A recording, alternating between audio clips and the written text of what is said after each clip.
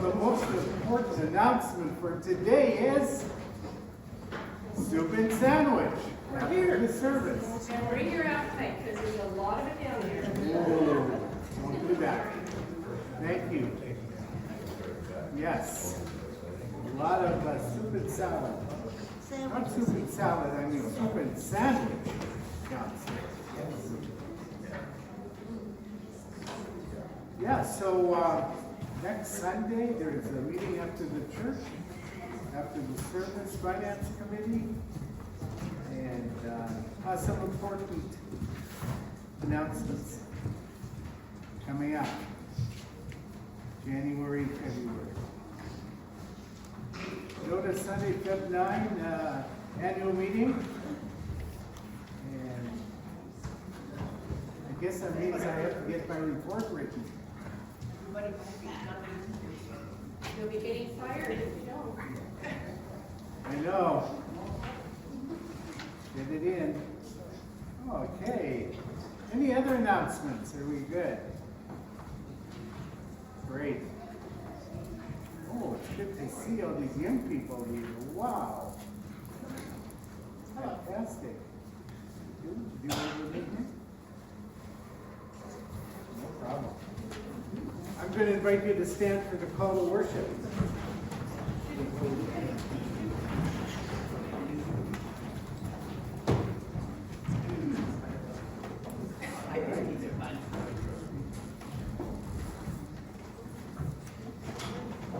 I will begin, and I invite your response.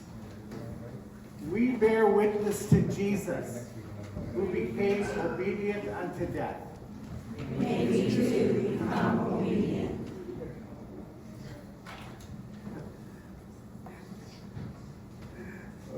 We lift up Christ, who emptied himself and became a servant. May we too become servants. Is that everybody? Together. We celebrate Jesus, our model. It's got a mind of its own this morning. Be thou my vision.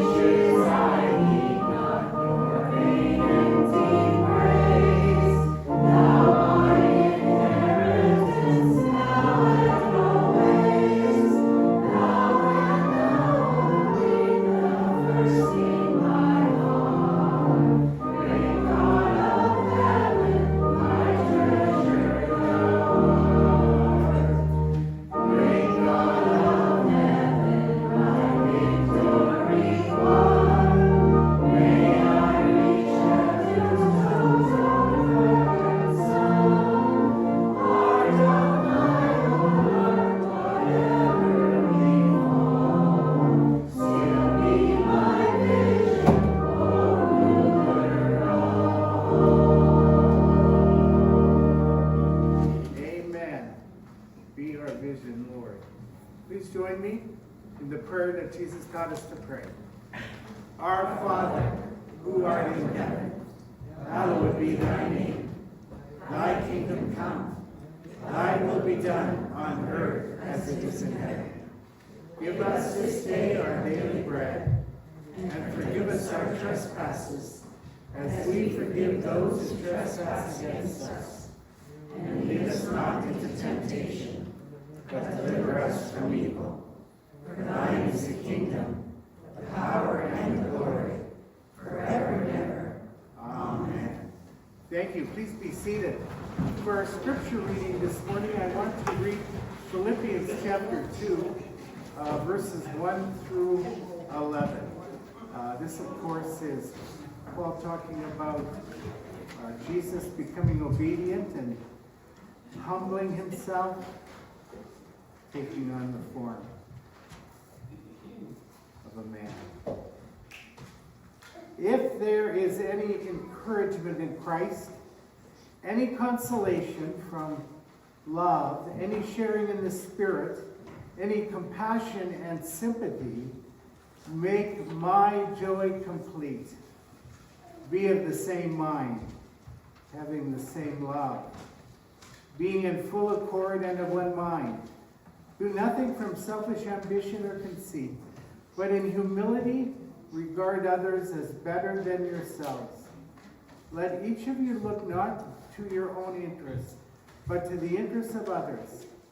Let the same mind be in you that was in Christ Jesus, who though he was in the form of God, did not regard equality with God as something to be exploited, but emptied himself, taking the form of a slave, being born in human likeness, and being found in human form, he humbled himself, and he became obedient to the point of death, even death on the cross.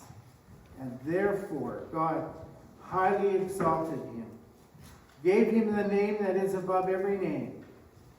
At the name of Jesus, every knee should bow, in heaven and on earth and under the earth. And every tongue should confess that Jesus Christ is Lord, to the glory of God the Father. Amen. And I want to also invite you into a different kind of responsive reading. And the responsive reading is simply 3 sentences. There are actually 3 questions. And I thought that after saying the questions, we would take just a minute to reflect on the meaning of it for you. So let's just review them together. Lord, am I living a life of responsive obedience to your voice? And then we'll have a minute of silence. Am I taking time to really listen after prayer for your direction? And am I doing what you say or going my own way? Great. Please, let's say this together. Let us begin. Lord, am I living a life of responsive obedience to your voice?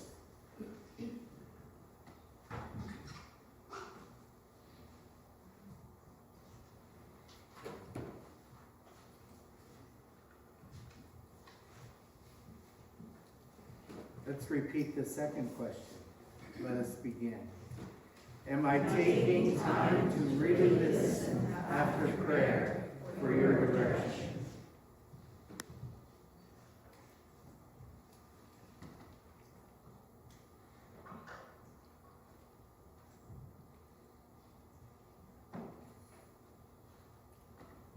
The third question.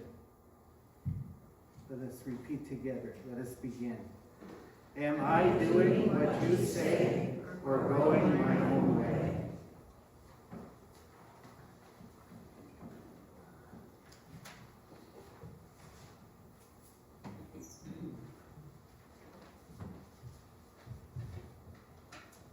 The ministry of the Songbirds.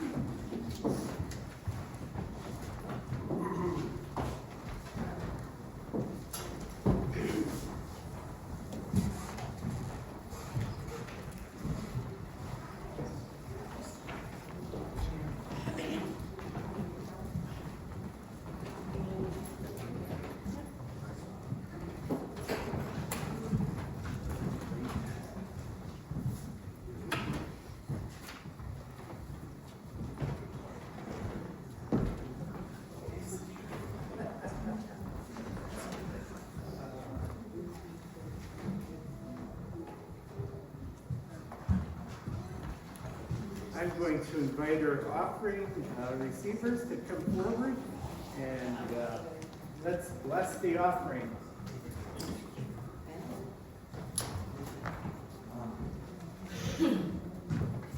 Lord, we ask your blessing upon these gifts today. Thank you for those able to give and those unable to give, Lord. May your blessing be that and more. And we thank you in Jesus' name. Amen.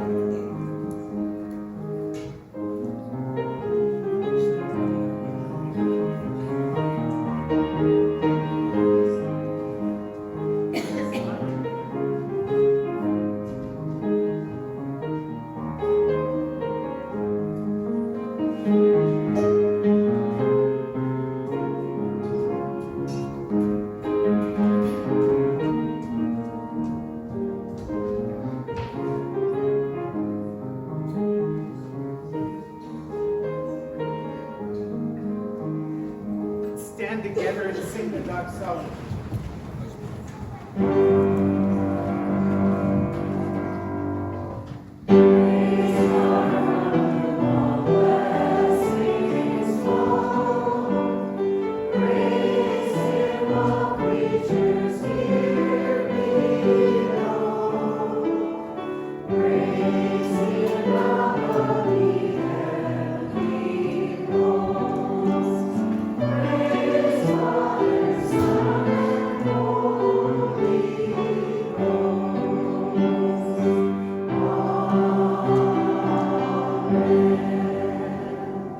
Thank you. Please be seated. I'm going to invite Joy to come. Have you got a song for us, Joy? It's a special request. Okay. We'll take it. Excuse me, sorry,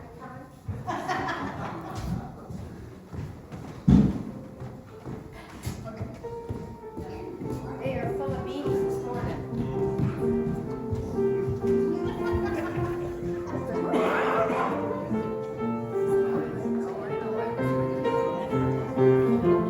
The wise man built his house upon the rock.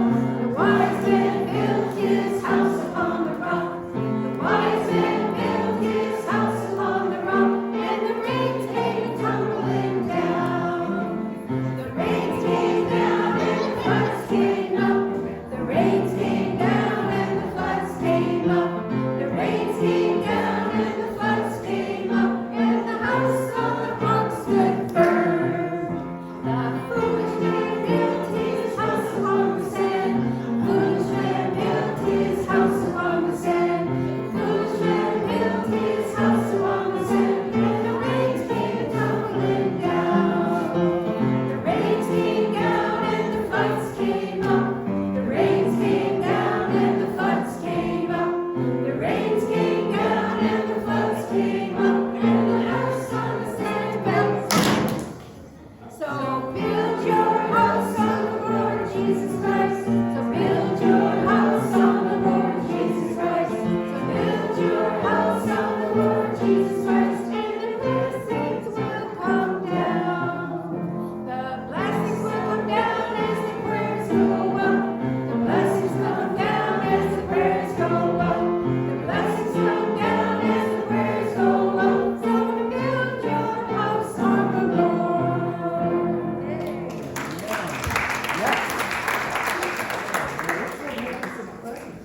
Maybe the Sunday school. Yes.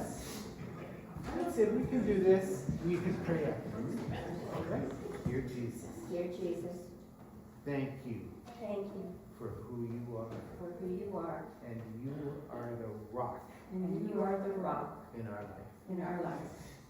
So help us to build on you. So help us to build on you. Thank you today we can learn. And thank you today we can learn and grow and grow in Jesus. in Jesus. Thank you for our teachers. And thank you for our teachers.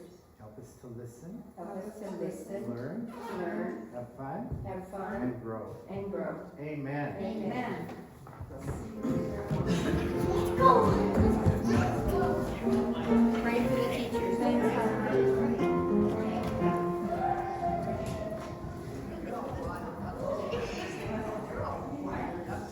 Great.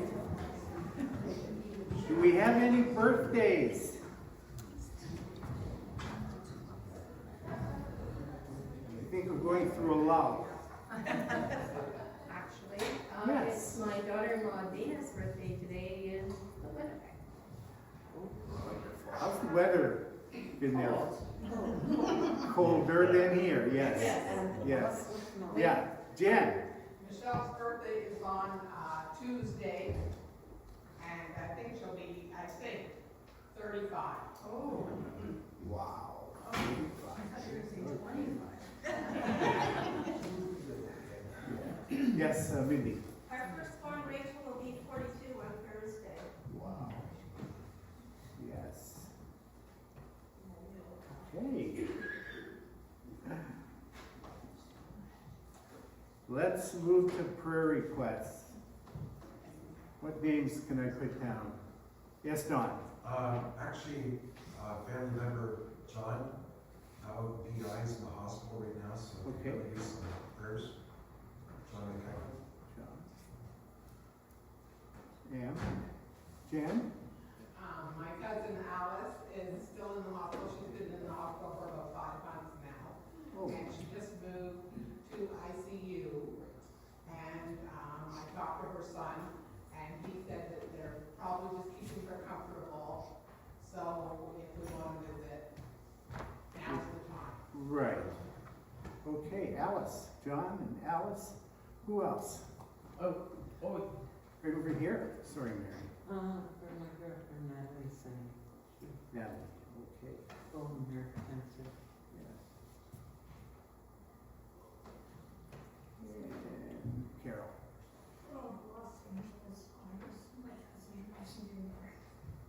Cousin. And what's her name? Sandy. Oh, well, no, it's Alexander. God knows. Alexander. And Donna? All the people in California involved with wildfires. Yes. Yeah. Devastating. Boy. Makes us appreciate what we have, right? Yes. Jim, he's actually going through a personal issue right now. Okay. Any other names? We don't need to know everything. Yes, Pat. Yeah, we're first for Sandra, because she's having a lot of problems right now. She Yes. has pneumonia too, so. Sandra. Yeah. And Al. First, for former firefighter Henry, he passed away this week. He was 91. Bob. Oh, family of Bob. Okay. Yeah, Maureen. Bringing Sue. Frank and Sue. All right. I think lots of people know that our Laura is in school, and I don't know if she was here a minute ago. Yes. Okay. Anyway, Laura's in school at Mohawk College, and she's been asking for prayer just to help her get through each day, because it's a big challenge, a new undertaking. Yes, And knows right. definitely. That's right. Prayers for Laura. Yeah. Anybody else? Yeah. Joy? First, for the kids that went downstairs, I know we already prayed for them, but this is new for them to be changing from Miss Wendy. It's a big step for them. Yes. They've been with Miss Wendy ever since they came, so this is a big Exactly. step, and they're a little nervous and a little crazy this morning, as you know. That's not totally normal. They're not always crazy, but they are today. So prayers for the teacher and the kids that there'll be a good transition for them. Okay, yes. And for the youth as well. Let's pray. pray together.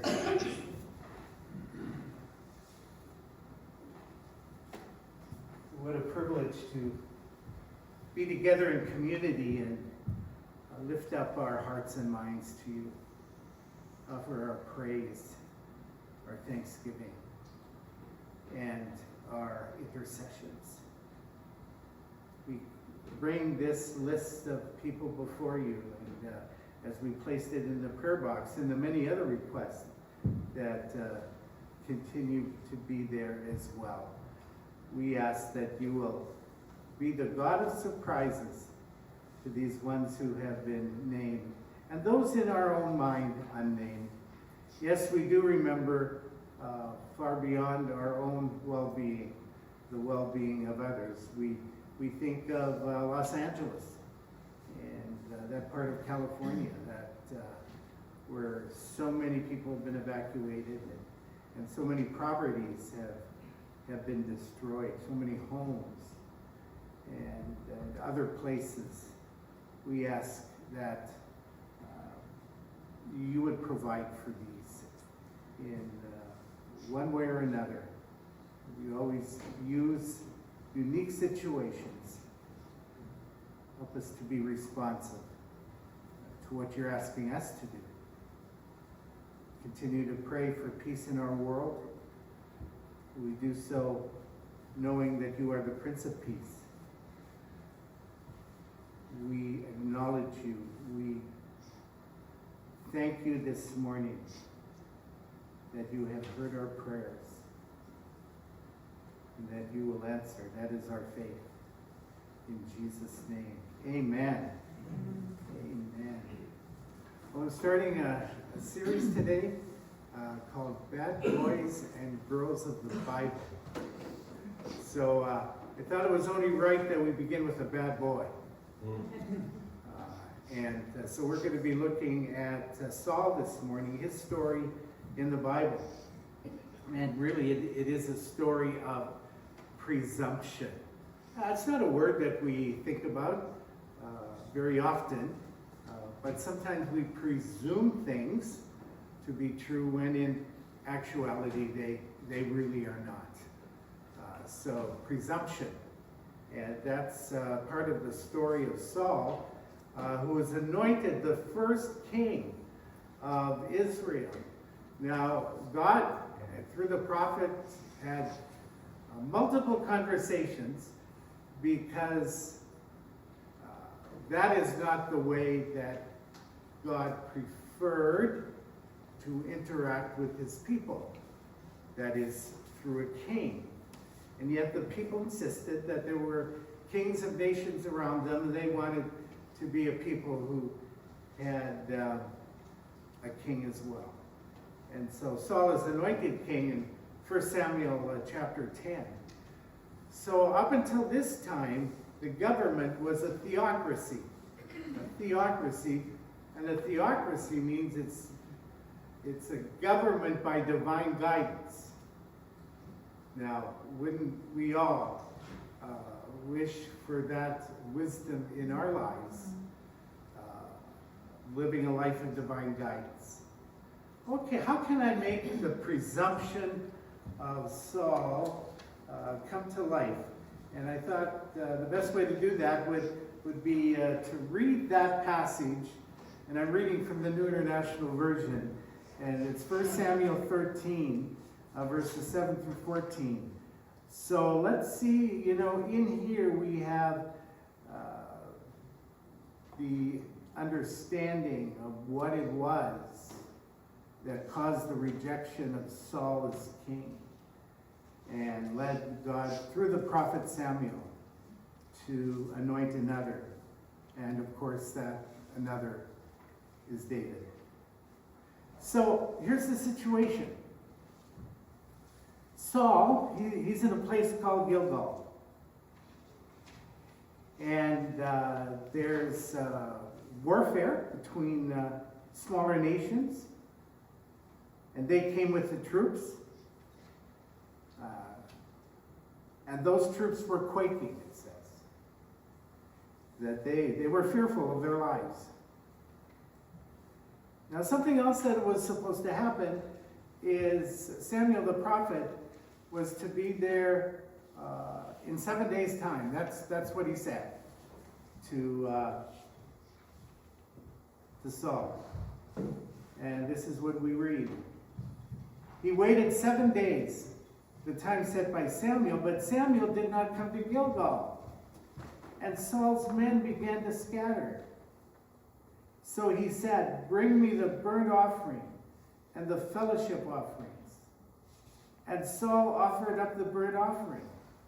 Just as he finished making the offering, Samuel arrived, and Saul went out to greet him. Well, what happens?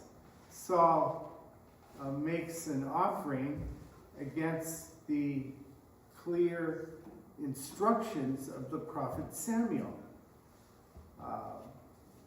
What have you done? Samuel comes on the scene. Now think of the pressure that David's in. He's got troops that are fearful. Some of them are scattering. Samuel said he'd be here in 7 days. He's late. He's not here yet. What am I going to do? And so he makes a decision to do a burnt offering. Now, what was the importance of distinguishing between a king and a what? A king and, during these days, a king and a priest. Samuel was a prophet. Samuel was a priest. And what Saul did was to do the very thing that only Samuel himself could do. A burnt offering. And so, Samuel comes on the scene and says, "What have you done?" And Saul replied, "Well, when I saw that the men were scattering," so here's the pressure he's under, "and that you did not come at the set time," which was supposed to be 7 days, "and that the Philistines were assembling at Michmash, I thought, well, now the Philistines will come down against me, and I have not sought the Lord's favor. So I felt compelled to offer the burnt offering."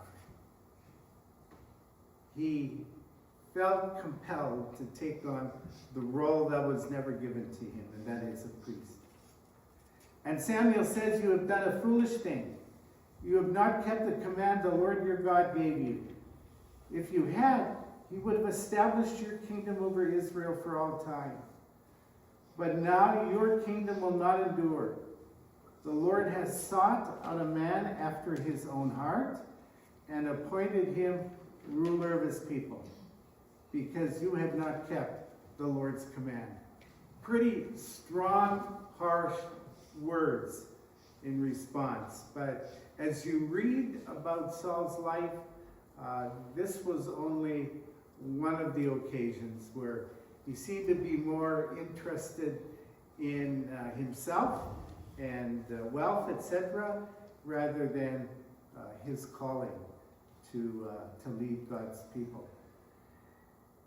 There it is. 1 Samuel 13, 7 to 14. Well, what is presumption? Presumption is behavior perceived as arrogant, disrespectful, and transgressing the limits of what is permitted or appropriate. And of course, that was Saul's downfall. He was acting on his own will rather than God's will. And Samuel talks about obedience above all. I also want to read to you from Henry Nouwen, who really became a wonderful mentor for me through his thoughts, through his books. And this is what he says about obedience. Because Saul presumed that he could do what he was not asked to do as king. The obedient life develops our abilities to hear and sense God's presence and activities. The word obedience includes the word adir, which means listening. The obedient life is one in which we listen with great attention to God's Spirit within and among us. The great news of God's revelation is not simply that God exists, but that God is actively present. That our God is a God who cares, heals, guides, directs, challenges, confronts, corrects, and forms us. God is a God who wants to lead us closer to the full realization of our lion-hearted humanity, if you will. To be obedient means to be constantly attentive to this active presence and to allow God, who is only love, to be the source as well as the goal of all we think, say, and do. Wow, that is a lofty goal, but what a wonderful goal that is.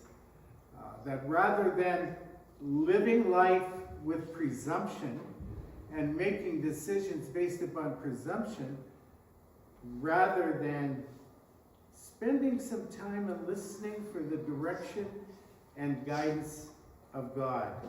So I've got a threefold antidote here to save us from the sin of presumption. One is to trust the Lord. Trust in the Lord. Proverbs chapter 3, verses 5 and 6 were the favorite verses of my father, and it became the kind of the centerpiece of Scripture in his celebration of life. Proverbs chapter 3, verses 5 and 6. Can you read it from where you are? I'll give it to you. Trust in the Lord with all your heart, and lean not on your own understanding. In all your ways,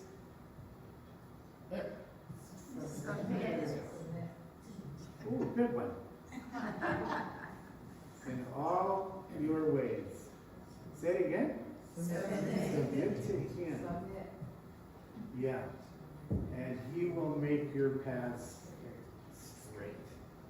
Wow. How many of you learned that verse in Sunday school? Anybody? Yeah. Yes, for sure.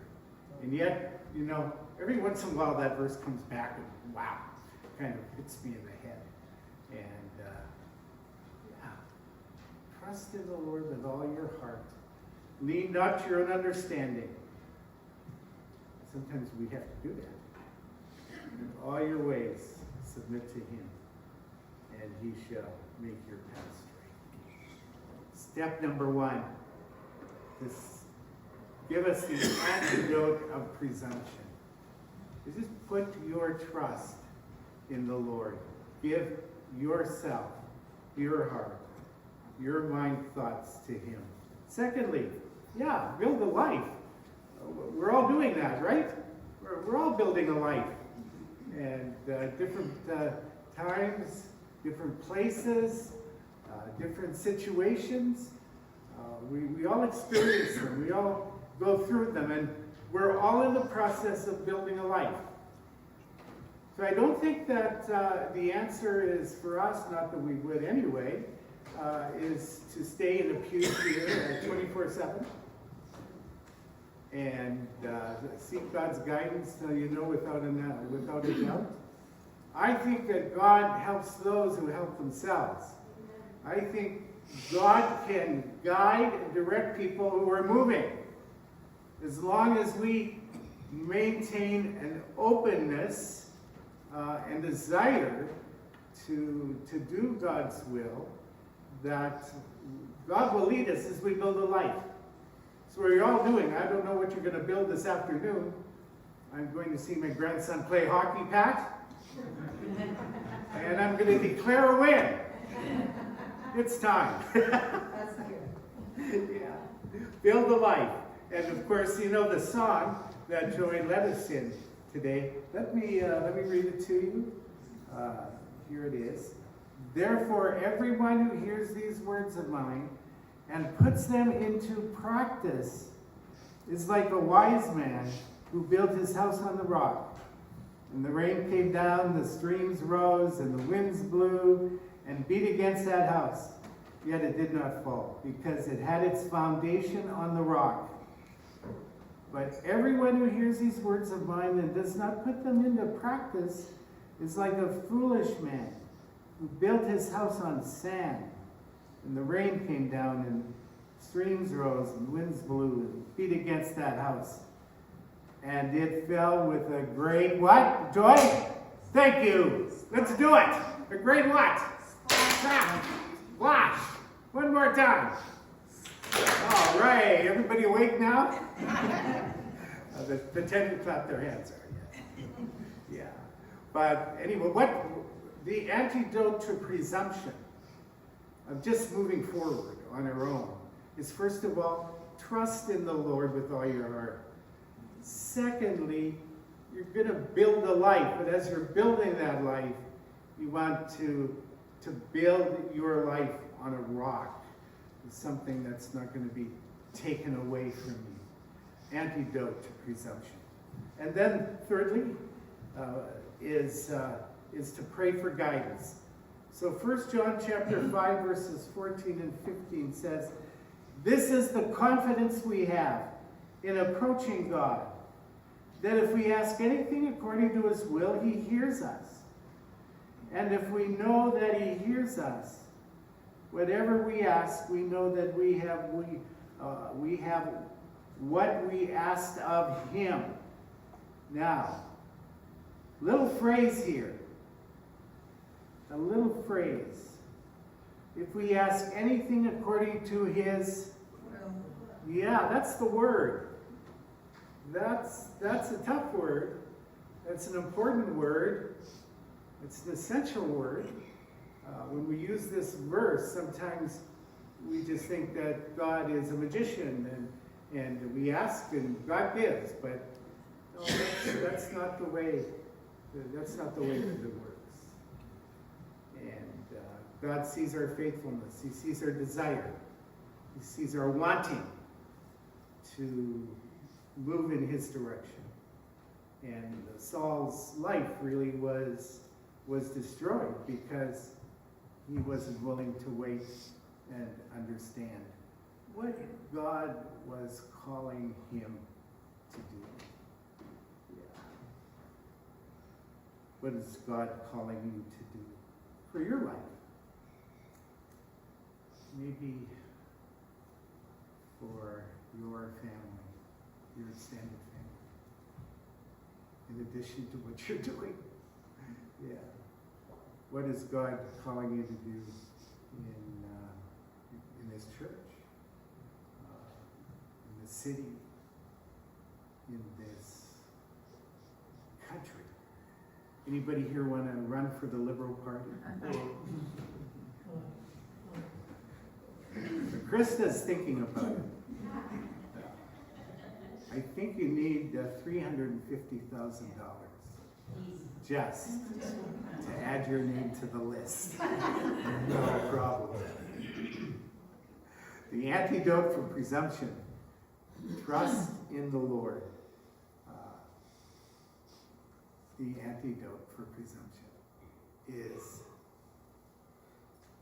build your life, but build it upon the rock, Christ Jesus. The antidote for presumption is to be open to God's leading at all times, while you're living your life, while you're on the go, while you're building your life. Be attentive to that still small voice. Sometimes it can be a loud voice. Sometimes it can be a tap on the side of the head. Whatever, God wants to lead you and guide you. You know, we've got some extra time here today, and I thought it'd be wonderful to pray that the Lord would bless. And I know I've already given the pastoral prayer, but to pray that we would be faithful in doing what you require of us. And a prayer for our young people and our teachers downstairs. Would someone be willing to lead us in a prayer? I know that's asking a lot, but I just feel to do it. Anybody like to lead in a prayer? Okay. Lord, we give thanks to you today that we live in this great country of Canada, that we have the freedom to worship in this church, that we can be a support to one another as we come in to pray together and to worship you. And Lord, we think of the young people that we bring into our congregation, that we welcome with open arms and that we try to build up. And we thank you for the teachers that you have called and who have answered the call to teach our young people and to teach them to build their house upon a rock. And Lord, be it with each one of us today as we go about our day. Help us to be attentive, help us to listen, and guide our steps. In Jesus' name I pray. Amen. Amen. Is there another one who would lead a prayer? Another who would lead a prayer?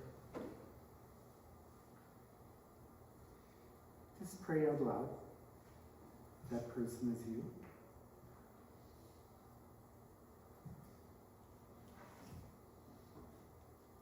Is there someone else who would lead a prayer? One more prayer warrior. Heavenly Father, we just thank you for the blessing of this church, for this community. Lord, we just pray that our lights will shine brighter day by day as we go out into the community, that we will be ministers of your word. And Lord, we just thank you for this small church and the outreach that we have in the community. And we just thank you for the freedom that we have. And we thank you for this church family. Bless them all. In Jesus' name I pray. Amen. Amen. Amen. Thank you. Thank you very much. We're gonna sing in closing. Here I am, Lord. Of course, it's a hymn of obedience, response, and then we're gonna get an early break on soup and salmon.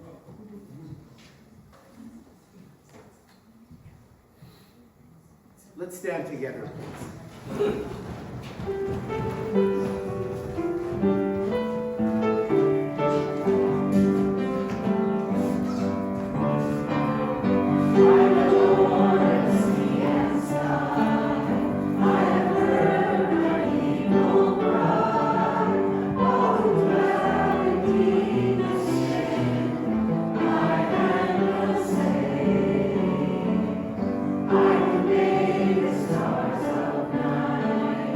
I will